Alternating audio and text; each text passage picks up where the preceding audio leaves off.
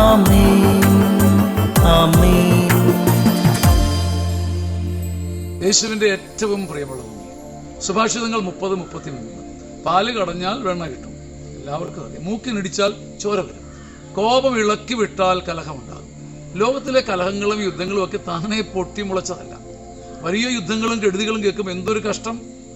ഒരു കൂട്ടർക്കൊന്ന് അഴിഞ്ഞുകൂടെ, ശാന്തമായിക്കൂടെ എന്നൊക്കെ നമ്മൾ പറയും. കലഹവും യുദ്ധവും ഭാരവും വിദ്വേഷവും വെറുപ്പിനും എല്ലാം പിന്നിൽ ആരെങ്കിലുമൊക്കെ മനഃപൂർവ്വം കലഹം, കോപം ഇളക്കി വിട്ടതുണ്ട്.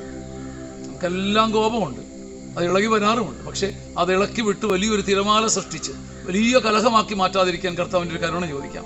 കലഹപ്രകൃതിയെയും കോപത്തിന്റെ വാക്കിനെയും ശുണ്ഠിയെയും എടുത്തിയാട്ടത്തെയും എല്ലാം ദൈവത്തിന് കൊടുക്കാൻ ഒന്ന് എളിമപ്പെടാം. വലിയ കലഹങ്ങൾ ഒഴിവാക്കാനും യുദ്ധങ്ങൾ ഒഴിവാക്കാനും ഞാനൊരാളുടെ ശ്രമത്തിനും കരുതലിനും കഴിയും. മൂക്കിനിടിച്ചാൽ ചോര വരും, പാല് കിടഞ്ഞാൽ വെണ്ണ കിട്ടും. കോപം ഇളക്കി വിട്ട് വലിയ കലഹങ്ങൾ ഉണ്ടാകുകയും ചെയ്യും. അത് ഉണ്ടാകാതിരിക്കാൻ നമുക്കൊരു കരുതൽ ഉണ്ടാകട്ടെ. ആമേൻ ആമേൻ ആമേൻ.